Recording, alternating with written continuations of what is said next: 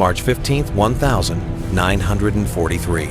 Above the desolate, snow-dusted German countryside, at an unforgiving 25,000 feet, the air was thin, cold, and utterly silent, save for the roar of Hedman Werner Schröer's Daimler-Benz engine. He was one of the Luftwaffe's deadliest fighter aces, a hunter with 114 kills etched into his soul, a man who had mastered the art of aerial death. Today, his mission was clear: brutally familiar intercept an incoming American bomber formation, tear through their defenses, and send their payloads flaming back to Earth. He adjusted his oxygen mask, a ritualistic motion that calmed his nerves, his eyes scanning the frigid expanse. This was his domain, the lethal ballet of high-altitude combat, where every move was life or death. But as his Bf-109 climbed higher, slicing through the desolate blue, a glint in the distance snagged his attention. It was faint at first, then clearer, a formation of shapes emerging from the distant haze. "American fighters at 2 o'clock high," he murmured, keying his radio. Yet something was wrong. Terribly, fundamentally wrong. These weren't the familiar agile Spitfires or the nimble P-38 Lightnings he'd carved his legend against. These were enormous, massive radial-engined beasts that defied every single law of aerodynamics, every tactical doctrine he had ever been taught, every whispered rumor dismissed as Allied bluster. They lumbered through the sky, vast and menacing, like thunderheads made of metal. The sheer audacity of their presence, their impossible bulk, sent a tremor of unease down his spine. Schröer, a man who had faced down death countless times, felt a cold knot tighten in his gut. What he was witnessing in that moment, those impossible machines carving their path through the vast European sky, wasn't just another engagement. It was the shattering of his confidence, the unraveling of every truth he held about aerial combat. What happened next would change the rules of the air war over the Reich forever, not with a bang, but with the terrifying, unyielding presence of 6 P-47 Thunderbolts in a loose finger-4 formation, their monstrous radial engines throbbing with an ominous power that promised a new, brutal chapter in the skies. The first thing that struck Schröer was the size. The P-47 was huge, nearly twice the weight of his Bf-109. It looked more like a small bomber than a fighter. In the Luftwaffe, they had heard rumors about this new American fighter, dismissing it as typical Allied propaganda. After all, how could something so heavy possibly fight? Schröer had studied every Allied aircraft. He knew their weaknesses, their blind spots, their limitations. But about this American beast, German intelligence had provided almost nothing useful. He keyed his radio. All aircraft, prepare to engage. Standard tactics, attack from above and behind. His formation of 4 Bf-109s rolled into attack position. Schröer had done this hundreds of times. Altitude advantage, speed advantage, surprise. The formula had worked against every enemy he'd faced. Schröer pushed his stick forward, diving toward the nearest P-47. His airspeed climbed rapidly, 400 kilometers per hour, 450,500. The distance closed quickly. At 400 meters, he lined up his gun sight on the massive American fighter. The pilot seemed unaware, flying straight and level. This would be easy. Schröer's finger tightened on the trigger. His 20mm cannon roared to life, joined by his two 13mm machine guns. He saw the tracers arc through the air, striking the P-47's fuselage and wing roots. Bright flashes indicated hits. Any other fighter would have been torn apart. But the P-47 didn't explode. It didn't even seem to notice. The American fighter simply continued flying as if Schröer's cannon shells were raindrops. Then, with terrifying speed for something so large, the P-47 snap rolled to the left and climbed. Schröer's veteran instinct screamed danger. He broke right, pulling hard on the stick. The Bf-109 responded instantly, its lightweight frame, allowing a tight turn. But when Schröer looked back, his blood froze. The P-47 hadn't fallen away. It was following him and closing the distance. This was wrong. Everything Schröer knew about fighter combat said a heavier aircraft couldn't follow a lighter one in a turn. The laws of physics were absolute. Yet here was this American monster not just keeping up, but gaining. His altimeter unwound rapidly. 24 feet. 23000. 22000. Schreuer tried every trick he knew. Barrel rolls split S, maneuvers, scissors. The Bf-109 was one of the most agile fighters in the world, but the P-47 stayed with him. Worse, at this altitude above 20 feet, the American fighter seemed to accelerate. Its engine was pulling maximum power where his Daimler-Benz was gasping for air. Then he heard it, a sound like tearing canvas amplified 1,000 times. 8 Browning M2, 50 caliber machine guns, all firing at once. Schreuer's Bf-109 shuddered as heavy slugs tore through his left wing. Red lights erupted on his instrument panel, coolant temperature spiking, oil pressure dropping. Just one burst from the P-47, and his fighter was crippled. Schreuer pushed into a desperate dive, trading altitude for speed. The P-47 followed effortlessly. At 15 feet, Schreuer's engine began to seize. White smoke poured from his cowling. He had maybe 2 minutes before complete engine failure. Schreuer's years of combat experience took over. He throttled back, trying to nurse the dying engine. Behind him, the P-47 closed to 200 meters. The American pilot could have finished him easily, but instead pulled alongside, matching Schreuer's speed. For a brief moment, the two pilots made eye contact across the void. The American was young, maybe 22 years old. He didn't look triumphant or aggressive. He looked professional, almost bored. This terrified Schreuer more than the guns pointed at him. To this American pilot, shooting down a Luftwaffe ace with 114 victories was just another day at work. The P-47 waggled its wings once, then pulled up and away, climbing back to altitude to rejoin the bomber escort. Schreuer watched it go, his crippled Bf-109 barely maintaining level flight. The message was clear. "You're not worth the ammunition. We have bigger targets." Schreuer managed to glide his damaged fighter to a small Luftwaffe airfield near Kassel. As ground crew rushed to help him from the cockpit, he looked at the damage.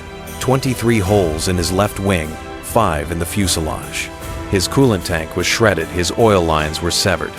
That night, Schreuer sat in the officer's mess hands, still shaking. His wingman hadn't returned. Neither had the other 2 pilots in his formation. 3 experienced pilots gone shot down by the P-47S in less than 10 minutes. The squadron commander wanted a detailed report. Schreuer described the encounter, trying to make sense of what he'd seen.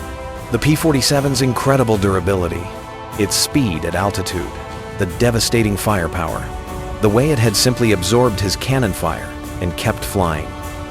The commander listened, his face growing darker with each detail. "Hauptmann, you're telling me that a single American fighter outperformed your entire formation?" Schreuer nodded slowly. "Herr Oberst, it wasn't just better, it was from a different world. That aircraft represents a level of engineering and industrial capacity we cannot match." The commander's response was sharp. "That's defeatist talk, Hauptmann. German fighters are superior. You've proven that with 114 victories." But Schreuer shook his head. Those victories were against aircraft we understood. The P-47 changes everything. Over the following weeks, Schreuer became obsessed with understanding his enemy. He requested every scrap of intelligence on the P-47 Thunderbolt. What he learned was more terrifying than the combat itself. The P-47 was powered by a Pratt & Whitney R2800 double wasp engine, producing 2,000 horsepower. For comparison, his Bf-109's Daimler-Benz produced 1,475 horsepower at best. But raw power wasn't the whole story. The P-47 had something German engineers had tried and failed to perfect: a fully functional turbo supercharger system.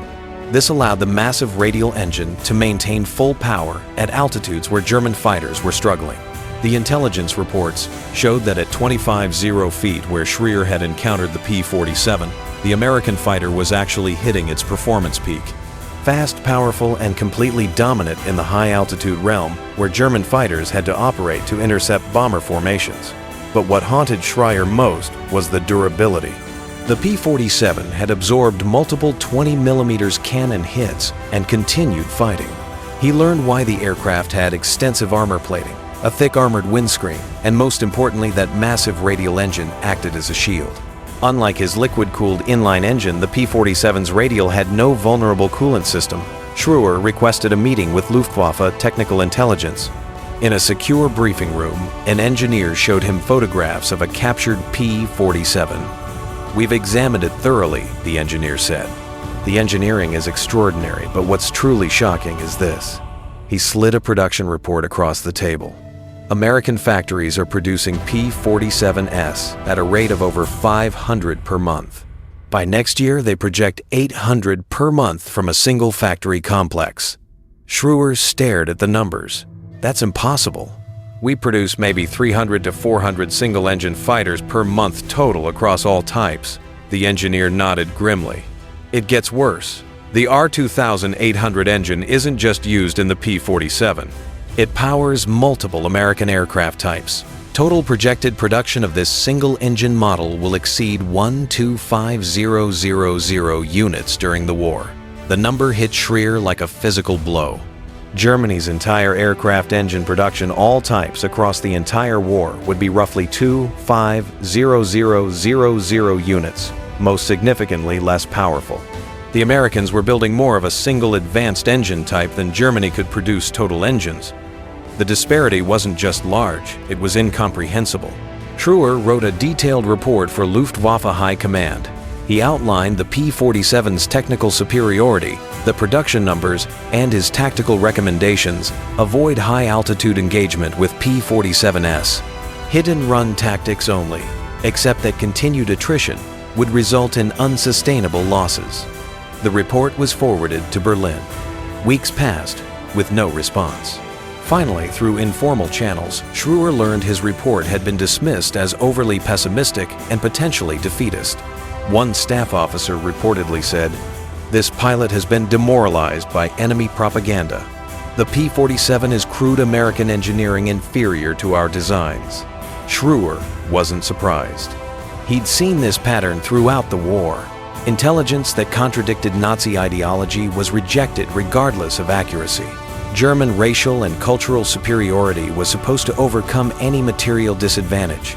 Will and determination mattered more than industrial capacity. But Schreuer knew the truth. In his gut, in his bones. From the moment that P-47 had absorbed his cannon fire and kept flying, he knew Germany wasn't losing a war of soldiers or tactics. They were losing a war of factories, and there was no amount of skill or courage that could overcome that. In the months that followed, that fateful March encounter, Schreuer's grim predictions became a horrifying reality. The skies above Europe, once contested ground, now swarmed with P-47 seconds, their numbers swelling relentlessly. German fighter losses mounted a steady bleeding wound that the Luftwaffe could not stem. Experienced pilots, heroes of a bygone era of air combat, were shot down and never replaced. Their replacements, fresh-faced youths with barely 30 hours of flight time, were thrown into a meat grinder against an enemy whose industrial might translated directly into aerial dominance. The tactical recommendations Schreuer had painstakingly submitted, avoiding high-altitude engagements, resorting to desperate hit-and-run maneuvers, were slowly, agonizingly adopted by the few surviving pilots. But it was too late.